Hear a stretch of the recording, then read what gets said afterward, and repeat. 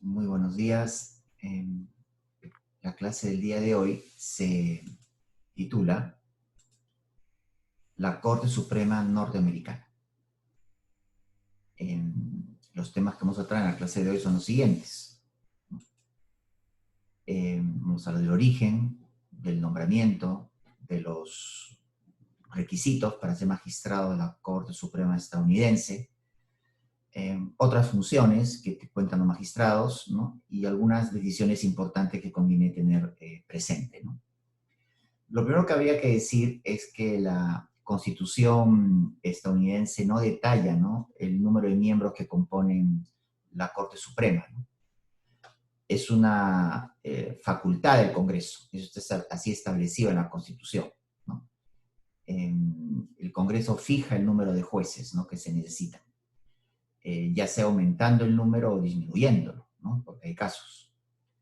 En un principio, cuando nació la Corte Suprema Norteamericana, ya se fundó, ¿no?, con su acta o su ley orgánica, la Judiciary Act de 1789, que justamente coincide con la fecha de la Revolución Francesa, para casualidades, se fijó un número de 6 jueces, ¿no? De 6 jueces. Con el paso del tiempo, cuando se produce la extensión, ¿no?, del territorio estadounidense, ¿no? ¿No? Es decir, en la conquista del oeste, ¿no?, el número de jueces aumentó, ¿no?, de 6 a 7 miembros, ¿no? Esto es en 1807, ¿no? Y luego, más adelante, en 1837, se eleva a 9, ¿no? Llegó a tener hasta 10 magistrados, ¿no? Esto fue en 1863, ¿no? Pero la ley de jueces del circuito, ¿no?, de 1869 lo volvió a fijar otra vez en 9 miembros, ¿no? Y así hasta la fecha. Hasta la fecha son 9, ¿no? Sobre el procedimiento de nombramiento, eh, sí es un nombramiento que tiene también un contenido político, ¿no? Es algo inevitable, ¿no? El nombramiento le corresponde al presidente federal de Estados Unidos, ¿no? Él es el que tiene la competencia para nombrar a los jueces. Pero claro, busca personas, ¿no?, de una terna, por lo general, ¿no?, que compartan los ideales políticos y judiciales que tiene él, ¿no? Que tiene él, ¿no? Y que tiene, digamos, la línea política del presidente, ¿no? Pero es cierto también que en su afán de buscar un candidato idóneo, tratará de no encontrar uno que sea muy radical, ¿no? Tiene que ser uno de agrado tanto de los demócratas como de los republicanos, ¿no? Un candidato cuyos pensamientos sean demasiado extremos puede terminar siendo rechazado por el Senado, ¿no? Es decir, sin embargo, una vez nombrado el juez, esto no es, digamos, una papeleta seguro para que el juez sea lo que ellos pretendían que iba a ser en cuanto a determinadas líneas políticas, ¿no? Eh, Porque es independiente, es inamovible y puede fallar como de acuerdo con su conciencia, lo que crea, ¿no? En una película recuerdo que a un juez supremo le colocaron la toga, y cuando se la colocaba a un par suyo, ¿no?, le dijo, ¿no?, con esto, o sea, con la toga, no te van a atravesar las balas, ¿no? Eh, Hubo anécdotas, ¿no? El juez, en el caso del juez Warren, Earl Warren, fue nominado, ¿no?, por el presidente Dwight Eisenhower, ¿no? Y decidió, por ejemplo, elegirlo a Eisenhower por considerar que era un juez bastante conservador, ¿no? Pero Warren, con el tiempo, emitió decisiones, ¿no?, que fueron consideradas bastante progresistas, ¿no? Eso es una muestra, ¿no?, de la independencia que tienen los magistrados, ¿no? Luego, el Senado es quien se ocupa de confirmar la nominación que hace el presidente. El presidente propone y él nomina y el Senado ratifica, confirma, ¿no? Es decir, es el consejo y consentimiento del Senado el que ya termina de perfeccionar, ¿no?, la decisión de quién va a ser el magistrado sucesor, ¿no? Este proceso suele estar acompañado de grupos activistas, ¿no? La historia nos puede sonar, ¿no? Por ejemplo, activistas en favor de la campaña o en contra de la campaña de tal o cual nominado, ¿no? Luego existe un comité de asuntos judiciales que lleva a cabo las audiencias, ¿no? Para evaluar la nominación, ¿no? La trayectoria del candidato, ¿no?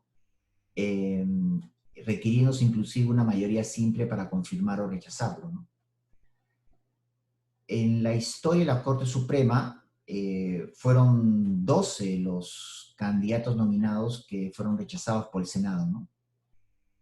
Uno de ellos fue Robert Bork en 1987, ¿no? Y en la época de Reagan.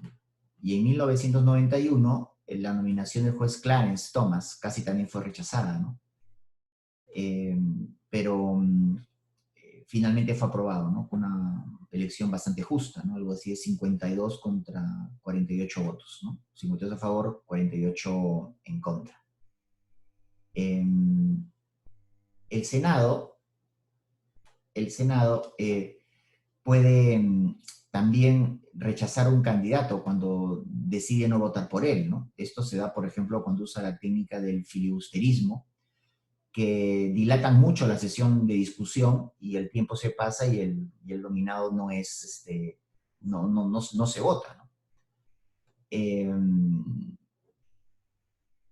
Y también eso puede dar lugar de que el debate se prolongue por varios días, ¿no? Por otro lado, el presidente federal puede también retirar su nombramiento, ¿no? Sabiendo que podría ser maltratado el nominado, y prefiere retirarlo, ¿no? Antes de que sea maltratado y tenga muy escasa votación, ¿no? Y no sea elegido por muy escasa, es decir, no reciba ningún voto o reciba muy poquitos, ¿no? Por eso el presidente decide retirarla, ¿no?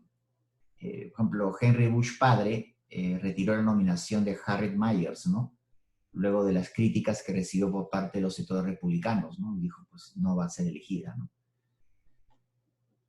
El proceso, ¿no? de elección de los magistrados, ¿no? De confirmación, es un proceso que antes era más rápido, antes de los años 80, ¿no? A partir de los años 80 se fue acelerando, ¿no?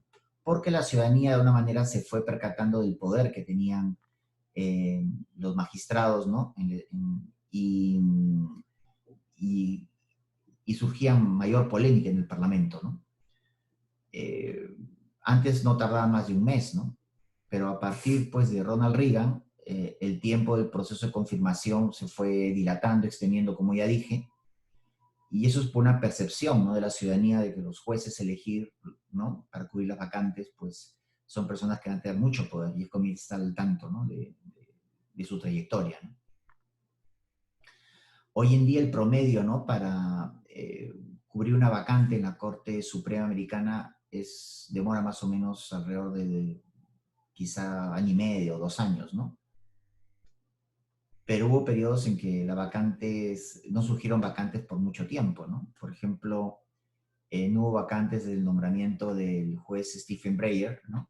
En 1994, hasta la jueza Sandra Day O'Connor, ¿no? Que anunció su retiro en el verano del 2005, ¿no? No hace mucho ha sido también la vacante que produjo el magistrado Scalia, ¿no? Que falleció, ¿no? Víctima de un infarto y que ya fue reemplazado por Trump, ¿no? Los periodos de jurisprudencia de la Corte se designan, ¿no? Por el nombre que tiene, el apellido, ¿no? Que tiene el Chief Justice, que es el presidente de la Corte, ¿no? Por ejemplo, durante 1969 y 1986 se le conoció con el nombre de la Corte Burger, ¿no? Burger Court, ¿no? Por el nombre del presidente Warren Burger, ¿no? Y durante 1986 al 2005 se le conoció como la Corte Rehnquist, ¿no? Por el nombre del magistrado William Rehnquist, ¿no? Eso también se traslada a los parlamentos, ¿no? El parlamento está la Comisión Warren, que fue, por ejemplo, la comisión que investigó todo lo relativo al asesinato de John Kennedy, ¿no? Y es un estilo que de alguna manera también ha quedado en el Perú, ¿no? Parlamento, ¿no? Para nominar las comisiones con el apellido del presidente, ¿no? Es muy anglosajón, ¿no? La denominación oficial de un miembro de la Corte Suprema es justice, ¿no? Lo cual se traduce literalmente en justicia, ¿no? El término judge, que es juez, ¿no? Se usa menos, ¿no? Se usa pero menos, ¿no? Excepcionalmente se utiliza magistrados, ¿no? ¿Cuáles son los requisitos, ¿no? Para ser miembro de la Corte Suprema estadounidense, ¿no? Tampoco la Constitución los detalla, ¿no? No los colocan pues, de manera explícita ni tampoco establece parámetros, ¿no? Para saber quién es juez de la Corte Suprema, ¿no? El presidente federal, dije, ¿no? Preselecciona a los candidatos que hayan tenido una previa experiencia judicial, tanto a nivel estatal como federal, ¿no? Por lo general, ¿no? No es impedido un abogado de mucho prestigio o un profesor ser magistrado, ¿no? Los nominados por el presidente son evaluados por la American Bar Association, ¿no? Y pueden recibir hasta 3 evaluaciones, ¿no? Una vez haberlos entrevistado, ¿no? Puede ser muy calificado, cualificado, a secas o no cualificado, ¿no? Pero este resultado no es vinculante, no resulta vinculante. Ni para el Senado que lo va a confirmar, ni antes para el presidente que lo va a nominar, ¿no? Pero también es cierto que suele ser tomado en consideración, ¿no? Sobre todo también cuando hay una terna, pues más o menos saber quién es el que está mejor posicionado, ¿no? Y un dato importante es que el mandato de los miembros de la Corte Suprema es vitalicio, ¿no? Vitalicio, que es una característica, ¿no? Que es lo que hace que los presentes se mantengan en el tiempo, ¿no? Y la línea jurisprudencial se mantiene sólida, ¿no? No necesariamente va a cambiar, ¿no? Y eso también fomenta la seguridad jurídica, ¿no? Un dato importante, ¿no? Es que el mandato de los miembros de la Corte Suprema es una frase, ¿no? Que se suele decir, ¿no? En el argot, ¿no? Norteamericano, ¿no? Y es que dicen que rara vez dimiten, pero nunca mueren, ¿no?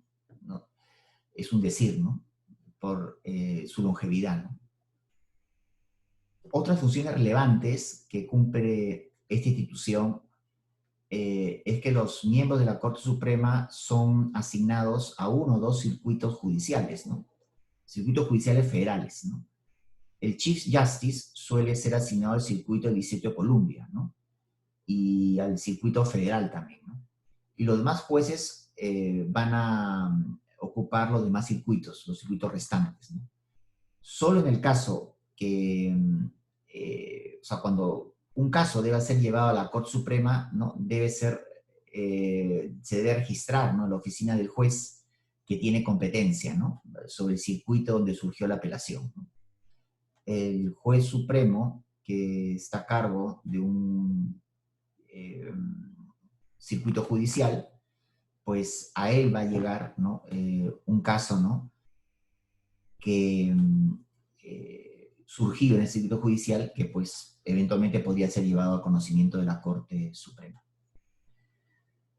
Existen un conjunto de decisiones importantes, ¿no? Que ha dictado la Corte Suprema norteamericana, ¿no? Son muchos los casos, pero a mí me llama la atención lo siguiente, ¿no? Porque en el mundo uno suele decir, bueno, pues el Tribunal Constitucional alemán, ¿no? Que es cierto, tiene mucho prestigio, ¿no? Pero ya hablaremos de él. Pero en el caso de Estados Unidos, estamos hablando de un tribunal, una corte de más de 200 años, ¿no? Con sentencias, para qué decirlo, muy polémicas también, hubo sentencias muy polémicas, ¿no? Digamos, que sí que son, pues, de alguna manera emblemáticas también, queramos o no, de esa corte, pero que ha tenido un funcionamiento ininterrumpido, ¿no? Que es longeva, ¿no? Y que de alguna manera otras cortes miran lo que hacen, ¿no? Incluso ha exportado instituciones como la Judicial Review, ¿no?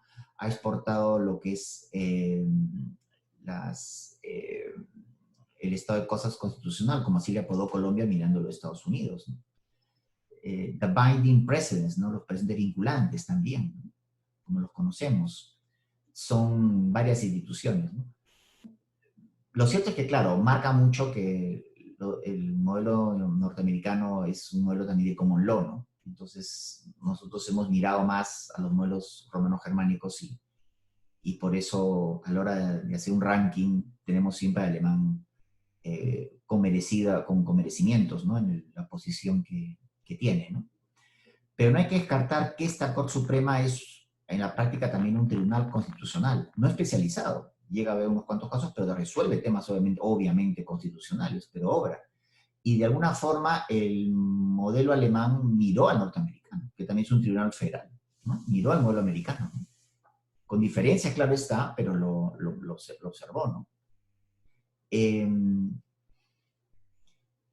Las decisiones de la Corte Suprema, pues ya dijimos, constituyen precedentes vinculantes, son los binding precedents, ¿no? Y obliga a las demás cortes no inferiores a observarlas, ¿no? ¿No? Es el stare decisis, ¿no? El estar a lo decidido, ¿no? Y sus resoluciones también tienen la capacidad, ¿no? Para inaplicar las leyes, ¿no? Que es la judicial review, que es a nivel de la Corte Suprema. Es decir, los jueces, luego de escuchar los alegatos de las partes, se reúnen para discutirlos, ¿no? En privado, ¿no?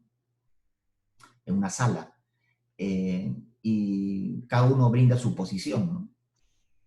Si el Chief Justice, el presidente, es capaz de reunir 5 jueces a favor sobre alguna decisión, esta decisión pasará a ser la posición de la Corte, ¿no? El juez de mayor veteranía, el mayor, ¿no? Entre los 5 votantes, ¿no? Tiene el privilegio de escoger cuál miembro va a escribir la ponencia, ¿no? O mejor dicho, el borrador de sentencia. Si el Chief Justice, el presidente, se encuentra digamos, en esa mayoría, ¿no? Le corresponde a él decidir, ¿no? ¿Quién lo va a hacer? Ahora bien, todo juez, esto nos sonará familiar, ¿no? Todo juez tiene derecho a fundamentar el sentido de su voto, ¿no? Si se encuentra entre la mayoría, escribirá una opinión concurrente, si gusta, su fundamento de voto. Si está en contra, hará un pronunciamiento singular, ¿no? Un voto singular, ¿no? Pero la decisión de la mayoría representa un precedente legal, ¿no? O sea, no basta una mayoría simple, sino por lo menos se requerirán, ¿no? Un número de votos mínimo para que pueda considerarse un precedente, ¿no? Las opiniones del tribunal o de la Corte Suprema Norteamericana se publican un tiempo después, ¿no? De ser publicado el fallo, ¿no? Las opiniones se pueden conocer después, ¿no? Es decir, cuando llega la decisión, generalmente solo se informa sobre el número de votos que que hicieron posible que haya sentencia, ¿no?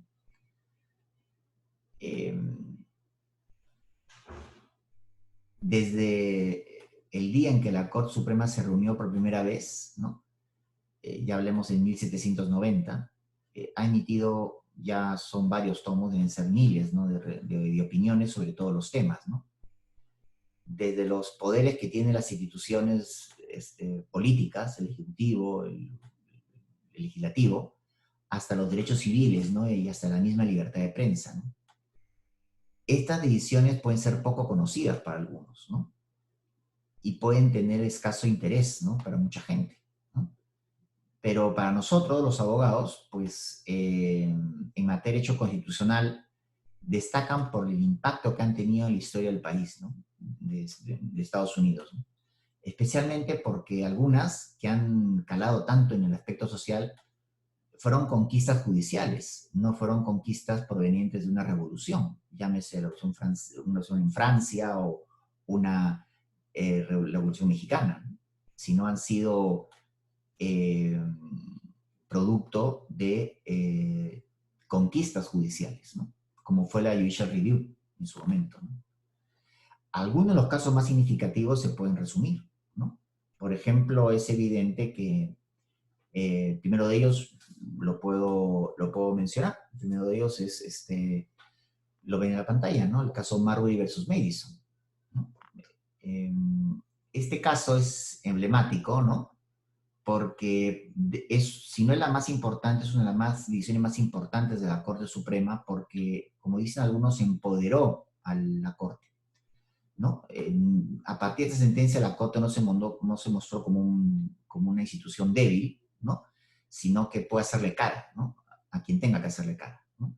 Y además consolidó su independencia, ¿no? En el sistema norteamericano, ¿no? El caso surgió, ¿no? Por una disputa política al final de un proceso electoral presidencial, ¿no?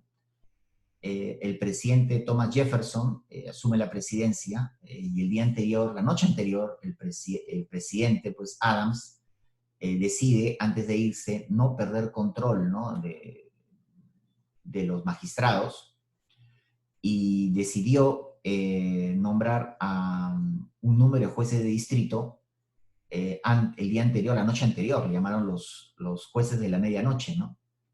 Eh, el día anterior a dejar el mando, ¿no? Esto, evidentemente, no fue el agrado de Jefferson, ¿no? Creo que no ha sido de nadie, ¿no? Y lo que hizo Jefferson fue impedir que su secretario de Estado continuara enviando los títulos de nombramiento a los jueces. Ya había expedido algunos, pero otros no. Y uno de los que se quedó sin el título de nombramiento fue Marbury, John Marbury, que lo que hizo fue demandar, ¿no?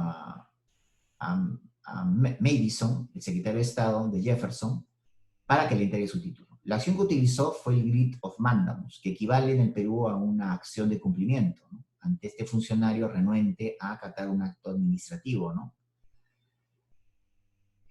Marbury, la estrategia del caso fue, primero observó la ley de orgánica de la Corte Suprema, lo que hubiese hecho todo abogado, y leyó que la Corte Suprema podía conocer writ of mandamus de oficio.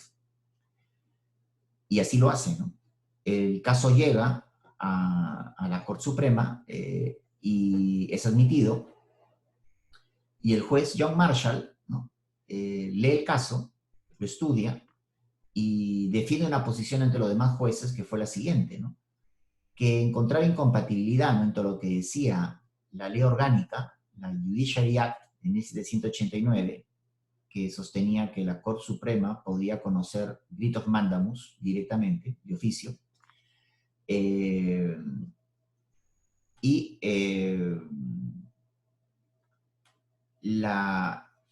y por otro lado, la Constitución establecía que la Corte Suprema solo podía conocer los casos en vías de apelación, ¿no? Los casos judiciales en vías de apelación, ya como última instancia, ¿no?, en el país. Entonces Marshall dijo, ¿qué hago, no? ¿La una o la otra? Y se hizo tres preguntas, ¿no? ¿Tiene el demandante derecho? Segunda, ¿las leyes del país amparan el derecho?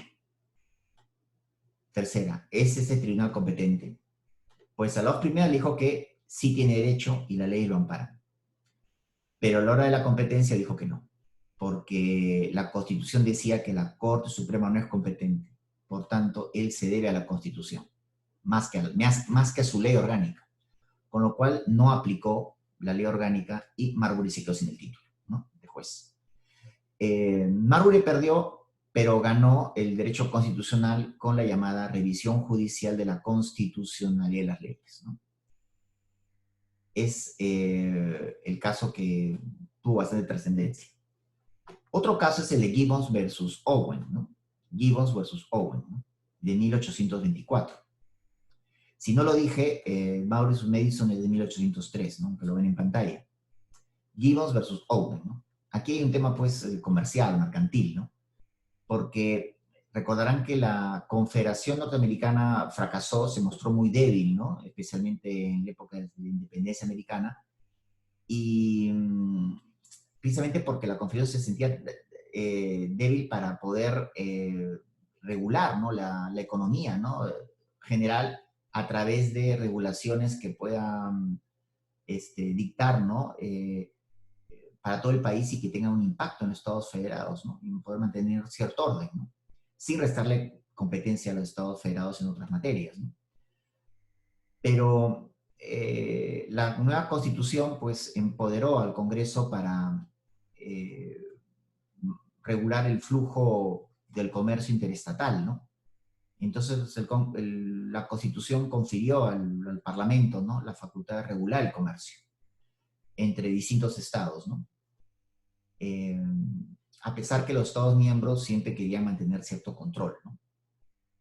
A principios del siglo XIX, el estado de Nueva York aprobó una ley para que los operadores de barcos de vapor tuviesen la necesidad o la obligación de tener una licencia, ¿no? Una licencia estatal para poder viajar de Nueva York a New Jersey, ¿no? Y el señor Aaron Ogden, ¿no? Disponía una licencia, pero Thomas Gibbons no la tenía. Entonces, cuando Owen se dio cuenta que su competencia no tenía licencia, pues, o sea, no contaba con permiso, el de Nueva York, Gibbons, o sea, demandó a Gibbons, ¿no? Para impedir sus operaciones y sacarse la competencia de encima, ¿no? Gibbons, de bien el caso, ¿no? Tenía una licencia federal, no estatal, ¿no? Para navegar en aguas litorales, ¿no? Amparado por la Ley de Transporte Costero de 1793. Pero las Cortes de Nueva York estaban de acuerdo con Ogden en que Gibbons, ¿no? Había violado la ley, ¿no? Pues no contaba con licencia estatal, ¿no? En el estado de Nueva York le dieron la razón a Ogden, ¿no? Sí, la licencia estatal que la facilita el Estado Federado de Nueva York, ¿no? Sin embargo, cuando Gibbons expuso su caso ante la Corte Suprema, ¿no? Ya en última instancia, los jueces echaron por tierra la ley de Nueva York, ¿no? Porque declararon que esa ley era inconstitucional, ¿no? Porque le disputaba el poder, ¿no? De regular el comercio al Congreso, ¿no? Al Congreso Federal. Y la Corte sostuvo además que cuando se habla de regular, significa ese poder total sobre las cosas que van a ser reguladas. Y este argumento fue lapidario, ¿no? Por lo que excluyó, ¿no? La acción de todas las autoridades que pudieran realizar la misma acción sobre la misma cosa cuando era competencia del Congreso Federal, ¿no? Aquí también una aplicación, ¿no? de la Judicial Review, podríamos decir, ¿no? Porque se tildó a la ley dictada en el Estado Federado de Nueva York contraria a un poder constitucional otorgado por la Carta Norteamericana de 1787, la Constitución. Otro caso es el de Dred Scott versus Sandford, ¿no? De 1857. Es un caso más delicado, más sensible. En el estado de Missouri, Dred Scott no era un esclavo, ¿no? Estos fueron años antes de la Guerra de Secesión, y su dueño, que feo es decirlo, John Emerson, lo llevó al estado de Illinois, donde la esclavitud ya estaba prohibida, ¿no? Al norte. Al cabo de unos años, Scott regresó a Missouri, ¿no? Junto con Emerson, ¿no? Que por el hecho de haber vivido en un estado libre, ¿no? Emerson pensó que Dred Scott no debía seguir considerado como esclavo, ¿no? Porque venía ya de una zona en que era libre, ¿no? Pues el señor Emerson murió en 1843 y 3 años después Scott solicitó su libertad a la viuda, ¿no?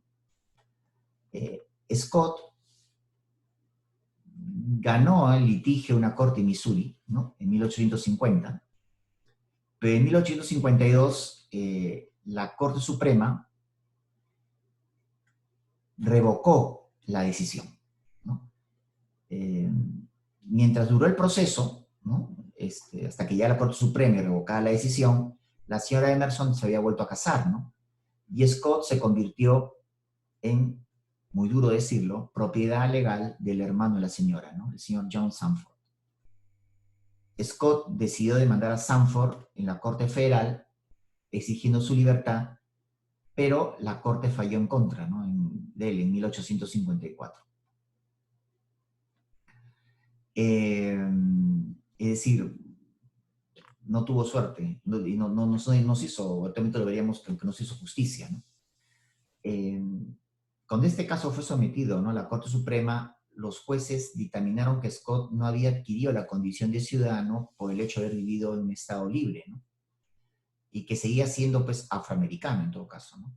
Scott no era ciudadano y por tanto no tenía derecho a presentar una demanda, ¿no?, contra la Corte de Justicia, ¿no? Esta decisión obviamente fue muy criticada, ¿no? Pero influyó esta decisión en la campaña que de Lincoln. No hay mal que pues no venga, influyó en la campaña de Lincoln, y Abraham Lincoln, ¿no?, que llegó a la presidencia en 1860 y que presidió, ¿no?, la jefatura de Estado durante la Guerra de Secesión, logra enmendar la Constitución y darle la libertad a los esclavos, ¿no? El caso Dred versus Sanford, por tanto, luego fue invalidado, ¿no?, por la 13ª enmienda de la Constitución, ¿no?, que abolió la esclavitud. Es decir, la esclavitud la abolió una enmienda constitucional. ¿De acuerdo? Y luego por la 14ª enmienda que reconoce la ciudadanía a los que fueron esclavos, ¿no? Esto fue en 1868.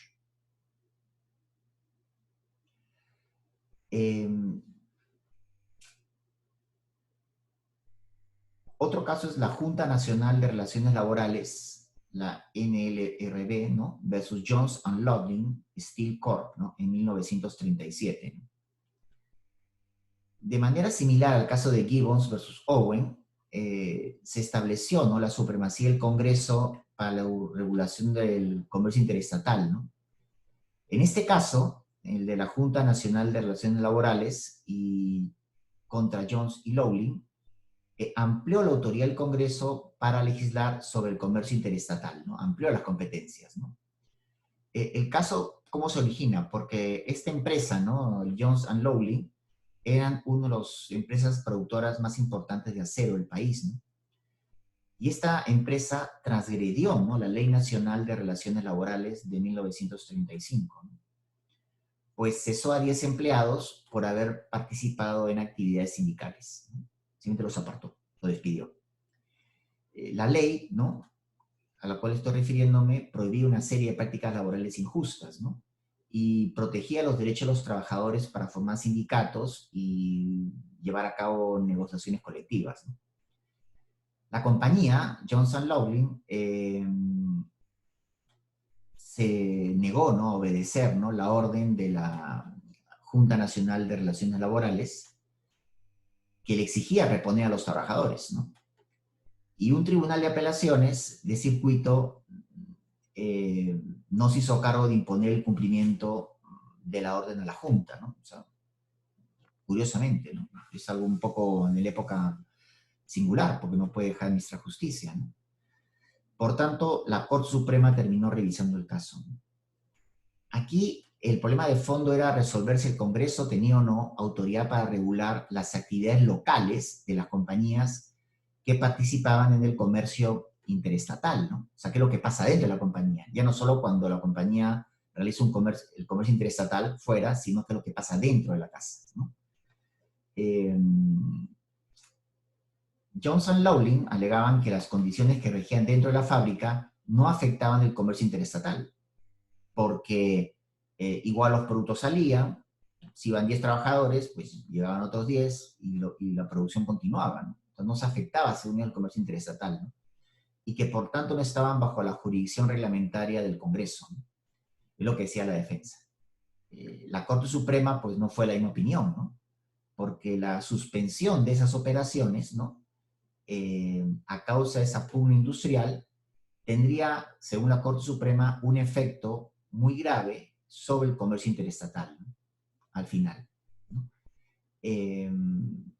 La experiencia pues ha demostrado, ¿no?, que el reconocimiento, ¿no?, del derecho de los empleados a organizarse por sí mismos y a contar con representantes, ¿no?, de su propia elección para la negociación colectiva, es una condición esencial para la paz industrial, ¿no? Porque si se hablaban huelgas, se declaraban huelgas, pues iba a afectar el comercio interestatal, iba a ser peor.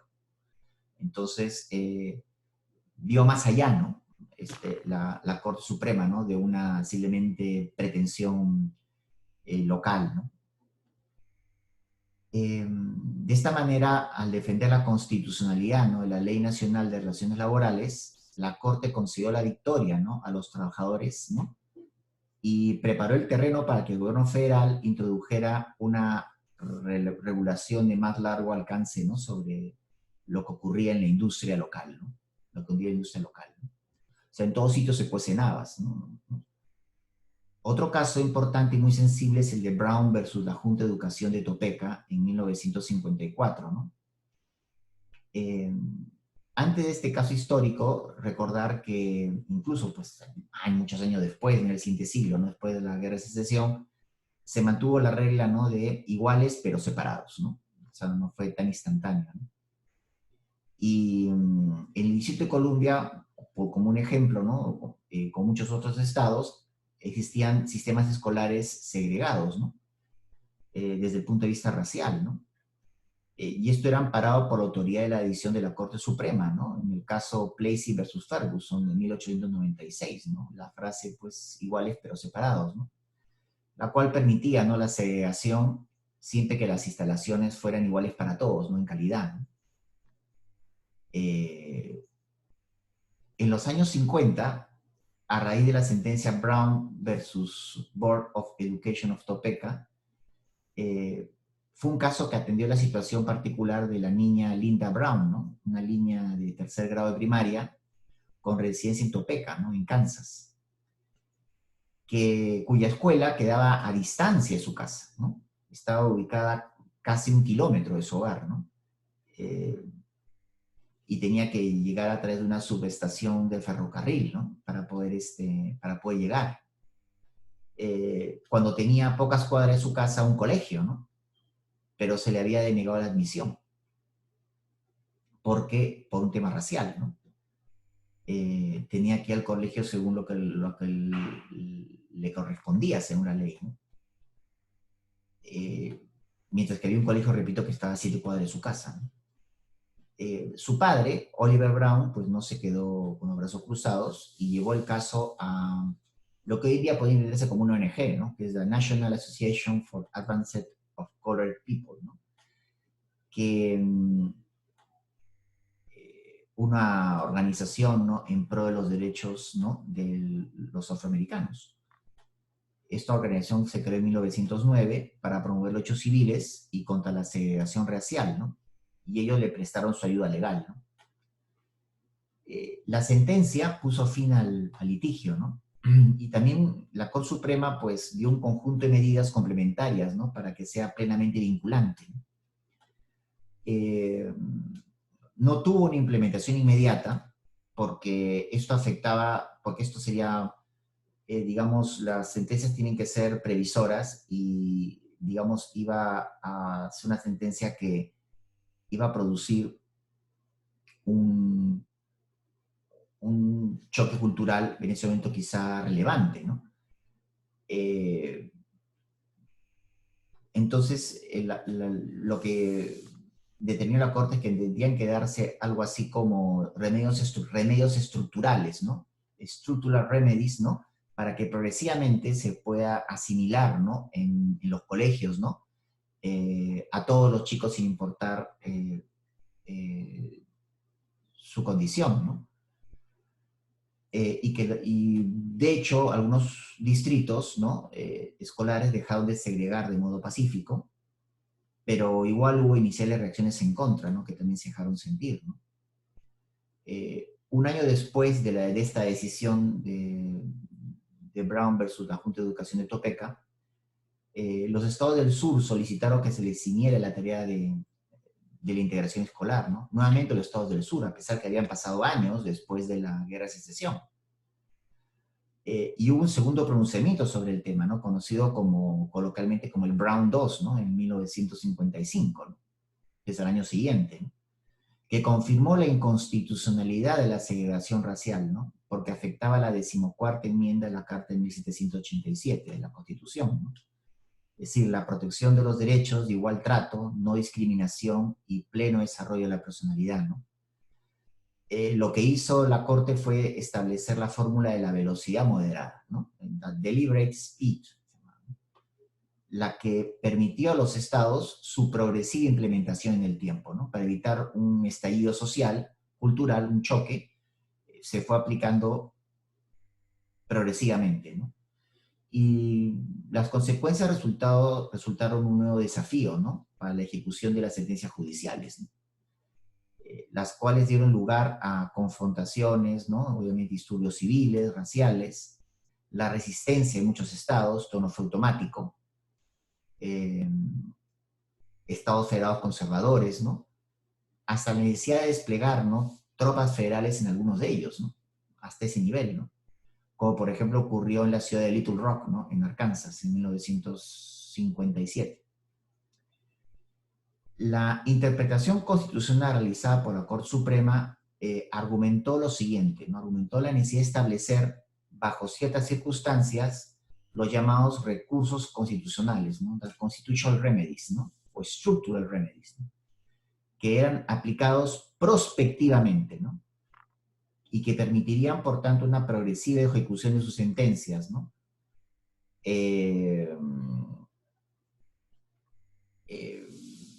Y estableció un criterio importante que era que no había problema, ¿no? De la forma como la Corte decretaba, ¿no? Algo así como, no matter what the form of the Supreme Court decree, ¿no?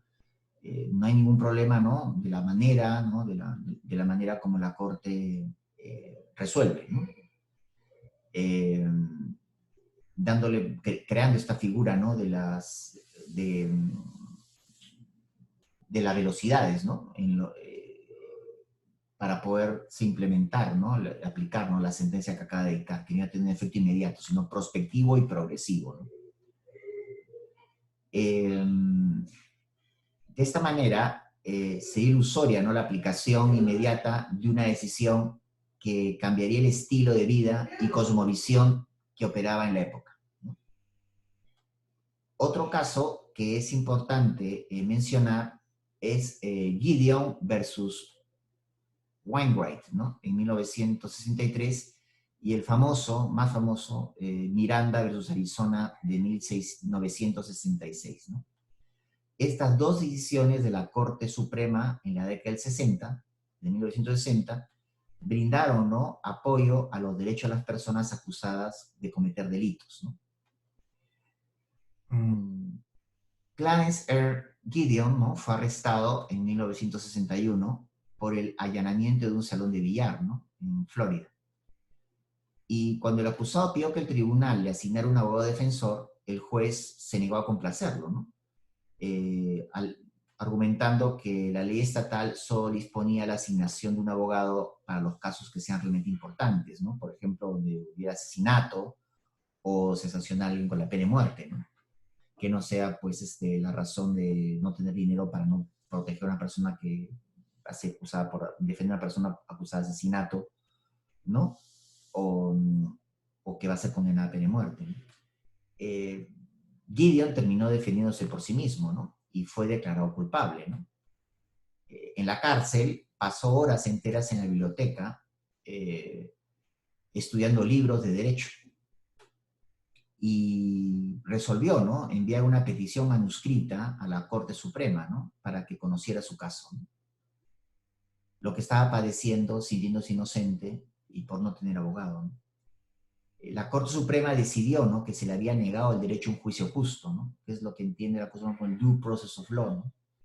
Y dictaminó que todos los estados tienen el deber de proveer asesoría legal a las personas acusadas de delitos, que no podían contraer abogado porque no tenían dinero, ¿no?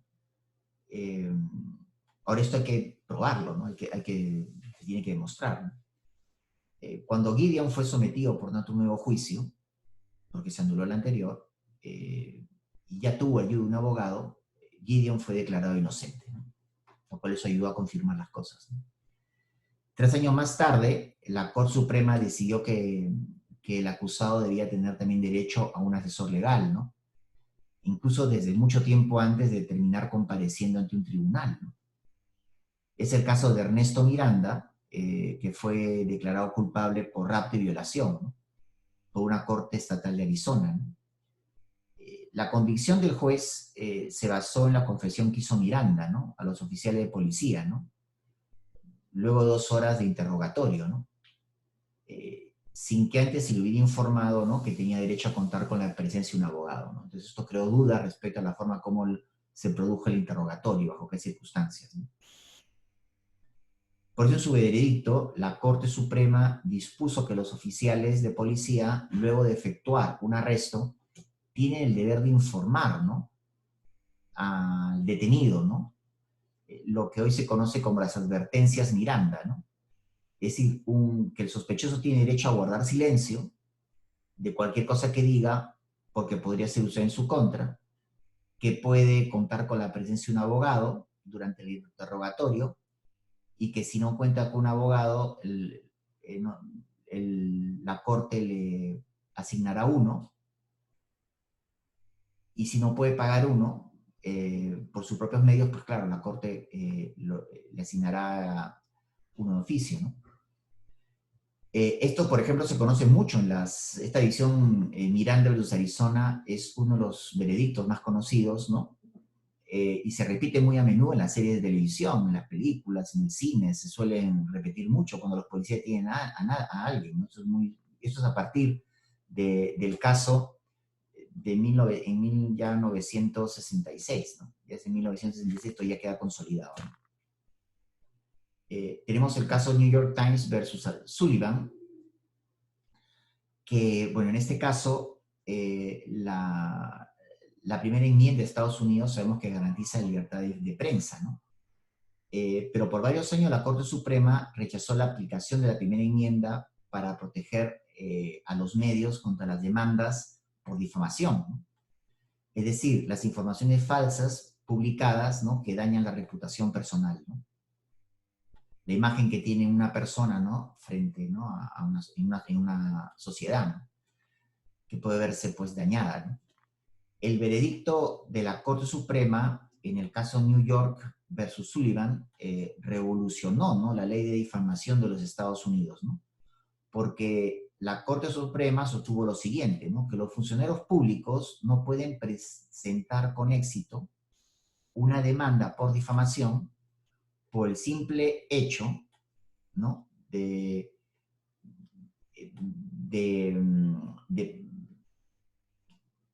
probar que la información pública es falsa, ¿no? Es decir, no basta con decir, me han difamado, esta información es falsa, sanciónelos, indemníceme, ¿no? La Corte dispuso que el demandante tiene que probar, ¿no? Además que los reporteros, ¿no? Que los editores actuaron con verdadera mala intención, ¿no? Y que la información fue publicada con un precipitado desinterés por averiguar si esta información era falsa o no, sino simplemente por querer hacer daño, ¿no? ¿De acuerdo?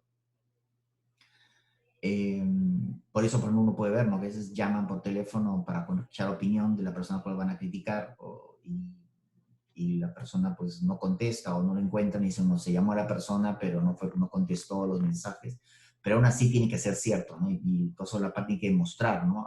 Que argumentar, ¿no? Que se ha producido una clara difamación, ¿no? No basta con solo demandar, sino tiene que probar, ¿no? El caso se produjo, ¿no? A raíz de un anuncio publicado a toda página en el New York Times, ¿no? Por la Conferencia de Liderazgo Cristiano del Sur, ¿no? Para recaudar fondos destinados a la defensa legal de nada más y nada menos que el del líder de los derechos civiles, Martin Luther King Jr., ¿no? Quien había sido aprehendido en Alabama, ¿no? En 1960, ¿no? Sullivan, el comisario municipal de Montgomery, ¿no? Alabama, estaba a cargo del departamento de policía, ¿no? Alegó que él había sido difamado, ¿no? Por quien publicó la descripción de las acciones de fuerza que tuvo la policía, ¿no? En la ciudad, ¿no? Para detener a Martin Luther King. Sullivan demandó a los 4 clérigos, ¿no? Que habían sido responsables de la publicación del anuncio, y también demandó al New York Times, ¿no? Aduciendo que no había verificado la veracidad de dicho anuncio, ¿no?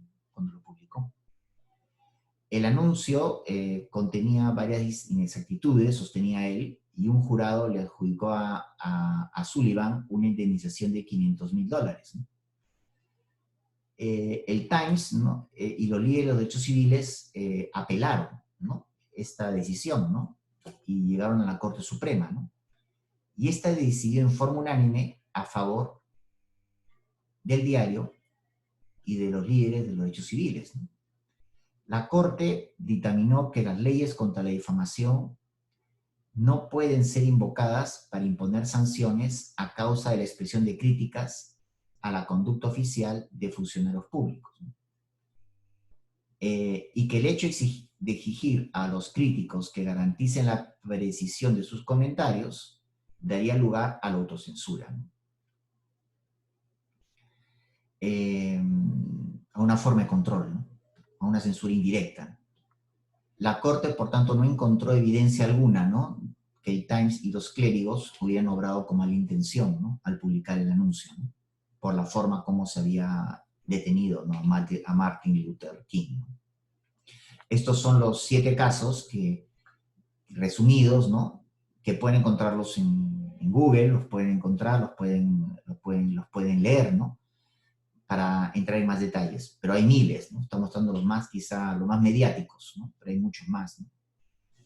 Hay un caso sonado, que es el Roe versus Wade, ¿no?, que es el caso del aborto, ¿no?, en que se estableció un número de semanas, ¿no?, mínimo para que la madre decidiera abortar sin consecuencias penales, ¿no?, aduciendo que era libertad, ¿no?, de la madre, ¿no?, y sobre su propio cuerpo tomar la decisión, ¿no?, no teniendo en claro la Corte Suprema que el niño es un ser independiente, ¿no?, que está en el cuerpo de la madre, pero no es parte del cuerpo de la madre, ¿no? Y que tiene incluso, ya se sabe, ¿no?, un código genético, ¿no?, distinto, ¿no? Es un huésped, en todo caso, ¿no?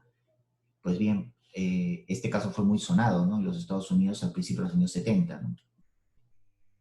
Roe versus Wade, ¿no?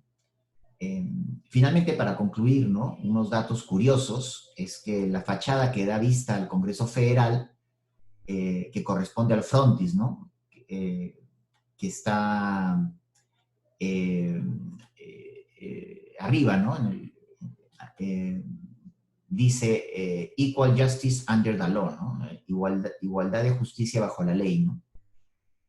Esto pude leerlo también en la película Los US Marshals, ¿no? Pude ver que fue la segunda parte de la película El Fugitivo. Al final la película se puede leer tranquilamente. En otras partes se ve el edificio, pero de lejos no se ve, ¿no? Y luego la fachada trasera del mismo edificio, ¿no?, tiene el lema Justice, the Guardian of Liberty, ¿no? Justicia, ¿no?, la guardiana de la libertad, ¿no?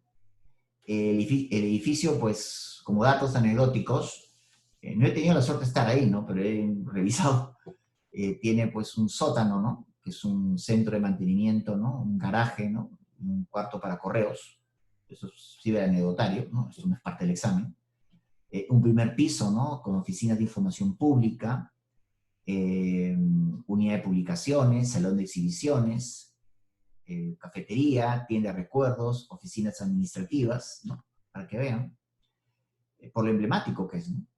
El segundo piso, el gran salón, ¿no?, que es la corte, la sala de conferencias, oficinas para los jueces, ¿no?, excepto la jueza, decían la jueza Ginsburg en su momento, ¿no?, que escogió la oficina más amplia, el tercer piso, ¿no? Son cosas anecdóticas que registra la historia de la corte.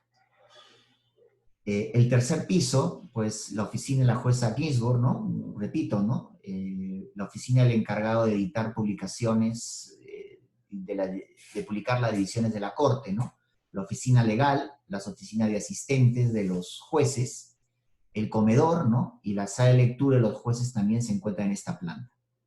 El cuarto piso responde a la gran biblioteca de la corte, ¿no? Ya quisiéramos estar ahí, ¿no?, de llegar y de frente irse ahí, ¿no? El quinto piso, aunque no lo crean, cuenta con un gimnasio, incluye una cancha de baloncesto, conocida en broma como la cancha más alta de la Tierra, ¿no? Eh, y claro, esto tiene mucho que ver, ¿no? Porque, es decir, la autoridad, la autoritas que tienen los magistrados hacen que sean personas de muy perfil bajo, ¿no? Entonces, a pesar de que pueden ser socios de un club o algo, pues el deporte que vayan a hacer, pues prefieren que sea en la intimidad que puedes darle, ¿no? En su casa o local de trabajo, ¿no? Lugar de trabajo. Pero eh, no he visto que tenga sala de cine tampoco, pero digamos, se busca, ¿no? Que el juez sea de perfil bajo y que sea es, visto como tal, ¿no? Dentro y fuera, ¿no? No solo serlo, sino parecerlo, ¿no? Quizás no tampoco no solamente porque por un tema no de investidura, ¿no? La investidura que es, sino porque también por su seguridad, ¿no? También debe pesar esta circunstancia. El edificio fue el mismo que el edificio del Congreso, ¿no? Que tienen parecidos, pero mantiene también su propio departamento de policía al interior, que es diferente entidad que el departamento de policía del Congreso, ¿no? Fue creada en 1935, ¿no? Para vigilar el edificio y sus trabajadores, los marshals, si no me equivoco. La Corte también tuvo un presupuesto anual, ¿no? De muchos millones de dólares, ¿no? Eh, para su mantenimiento, ¿no? Es decir, estamos hablando de una institución, ¿no? Que si ustedes ven la relación de jueces que han tenido a lo largo de su historia, desde 1790 a la fecha, con las justas pasan un poco más de 100 jueces, ¿no? Y con este mandato vitalicio, ¿no? Eh, por eso habría que también, ¿no? Observar, ¿no? Pese a que no es un país de common law, observar que muchas instituciones, que actualmente el Tribunal Constitucional aplica, y pueden ver anglicismos en la sentencia del tribunal, ha sido precisamente mirando, ¿no? Lo que hace la Corte estadounidense y de manera indirecta lo que ha hecho la Corte Constitucional colombiana, que también ha hecho lo propio, ¿no?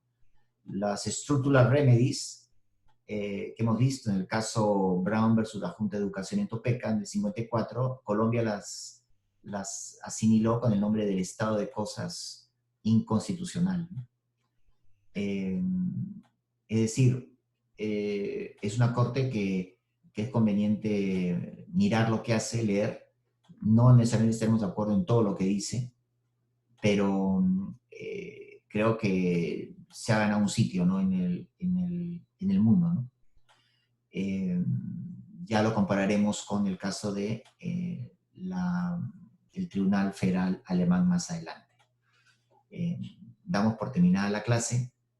Les quedo muy agradecido y nos vemos en la próxima. Les quedo muy agradecido. Hasta luego. Gracias.